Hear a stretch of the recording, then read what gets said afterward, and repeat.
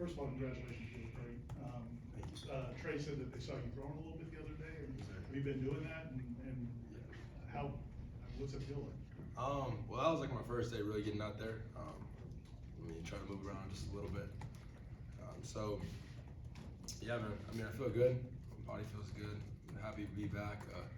Seeing the guys again, it's so special just to be back here, working with Jerry, the other trainers. So, it's just a blessing, man. Getting better every day. All right, next question will come from Logan on Zoom.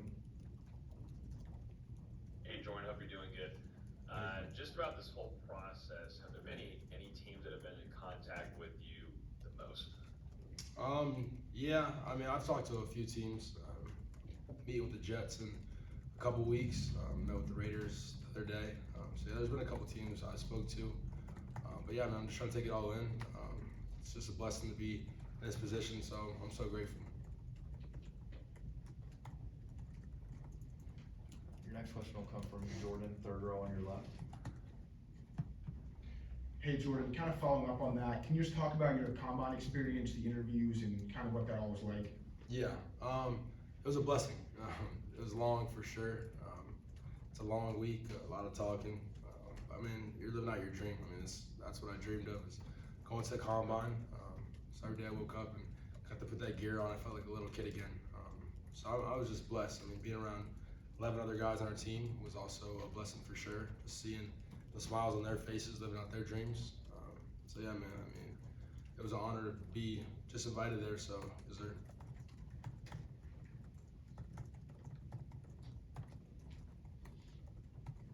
We're gonna come back to Ira, over here on your right.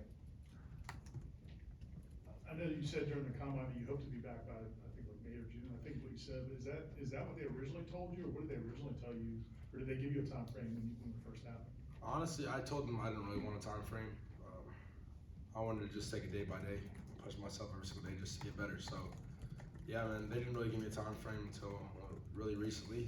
I think that's pretty fast, honestly. But yeah, I just wanted to push myself every day. Didn't want to have a set thing in my head and either be upset about not making that time schedule. So, I feel like it was just better just to take it day by day for sure. We'll stay there for Corey.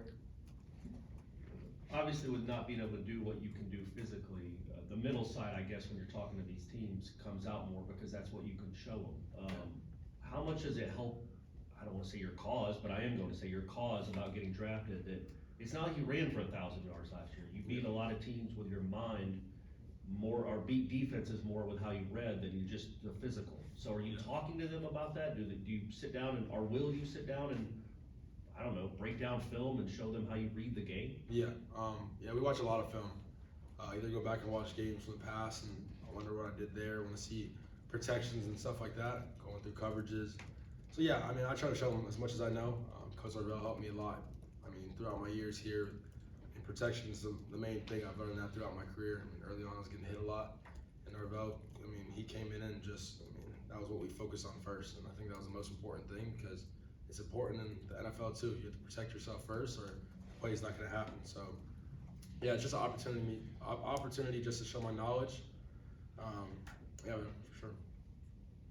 Okay, we'll go back to Jordan on your left. Can you talk about what it's been like in Tallahassee this week and some of the support that you've seen around the Tallahassee community? Yeah, I love Tallahassee. It's just a blessing just to walk around every single day. Everyone's just so respectful and nice. I think that's really, really special. Makes me want to come back over and over. So every time I'm in Tallahassee, I have a smile on my face. Once again, I dreamed of being here as a little boy. I got my cousin as my roommate. I got my sister up here, so I get to see my family too and all my teammates and friends. So, I love this place a lot, man. All right, we'll go to Chris, front row on your left. I presume physically you're still not going to be able to do much Friday. So what will Friday be like for you when you're over there during pro day? Yeah, I believe I'm just doing my height and weight. I think that's all it really is. So just have the support of my guys, watching them out there, just once again live out their dreams. So, yes, sir. Come back over here to Ira. I don't know, I know you've had little things here and there, but I don't know if you've ever dealt with a serious injury, and how helpful is Devin since he obviously dealt with some injuries? Yeah, this is like the first real one that I've been through. But my brother, that's my guy. He checks on me every single day, so I mean, he's just been there, man. Like, I mean, the positivity that he brings, I mean, to everyday life is one of a kind. So, I mean, he's pushed me every single day just to keep going. This is not the end of anything. This is just the beginning. It's just a little bump in the road and makes the story a little bit cooler. So, I mean, that's what he told me, and all the injuries that he's been through and he's pushed through and stayed positive through everything is really special. So, I mean, he's the best. I mean, he's such a respectable guy. Is there blessed to have in my life. Next will be Kurt, front row on your right. I guess, I know you still have, another month until the draft. Is there a hope maybe you're able to do something physically closer to the draft, or is it kind of, the timeline doesn't line up for that? I believe I will. Sometime in April. I don't know the set date yet, but I think I'll be out there for sure. I mean, moving around the other day, I felt good. I mean, in the training room, I'm moving pretty good. So, I mean, I think I'll be able to do it sometime in April at some point, and I think that's a great way to just go out and show teams that I'm getting better every single day. I mean, that's how I am. I grind every single day just to be the best I could be. So, I'll be good here soon for sure. Okay, next will be Jack, second row to your left. This process throughout the combine and pro day coming up, what's this been like mentally for you, and being a little bit more, physically limited and having to sell yourself a little bit more through, conversations and stuff like that, experience in the past, what's that been like, just taking maybe a different route than you expected? Yeah, man. It's God's plan. That's how I look at everything. It's God's plan. Every day I wake up, and it's an opportunity to show who I am. I mean, I wouldn't change the way I have these conversations at all, even if I was healthy. So yeah, man, I'm just trusting God's plan, just taking everything day by day. So, I mean, I want to show these teams what I know and who I am as a person, because that is very important. You have to have your teammates that like you. I think that's very important, especially going in an NFL locker room. You have guys that want to feed their family. So you have to be trustworthy, respectful, and all that type of stuff. So, yes, sir. All right, we'll come back to Logan on Zoom. Hey, Jordan, you were at practice the other day. What you see from that quarterback room, and your relationship with DJ, but also to Rockland going into his second year, big step there, and also a youngster with Luke. Yeah, that room's gonna be really special. There's talent across the board from top to bottom. So, I mean, I look forward to seeing them compete. That's the main thing I tell Brock every single day. And I spoke to DJ and just check on him every now and then. Excuse me. But yeah, I mean, it's competition. There's nothing given at this program at all. That's the main thing I want people to know is that you have to compete. I mean, you come here to compete. So, I mean, I tell Brock's my little brother. So, I told him to be consistent this spring, every single day, not just on the field, but in the locker room and who you are. So, yeah, man, it's competition. We're at Florida State University, and it makes you better every single day. We'll go to Corey, second row on your right. Yeah, Ira asked this about Renardo, who had been here a long time too. What kind of pride do you take, individually, but then also collectively with the guys that have been here a long time, of where this program was and then where you guys got it to by the time you left? Yeah, I take a lot of pride in that.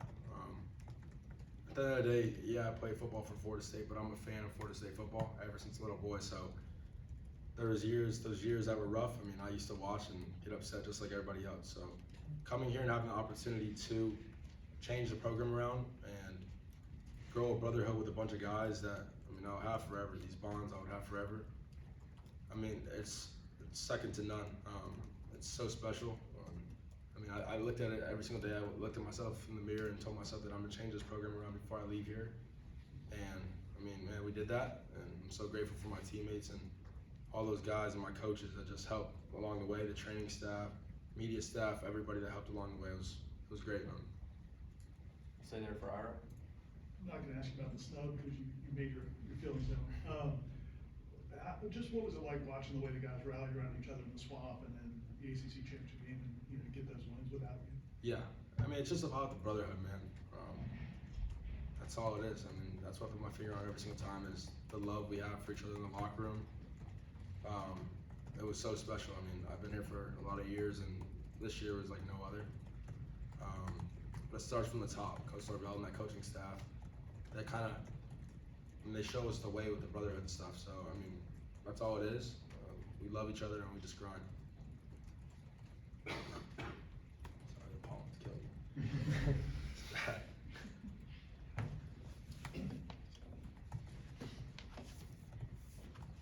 Chris.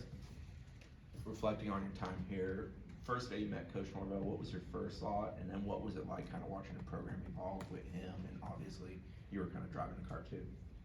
My first thought, I mean, I thought he was crazy as hell, that's it.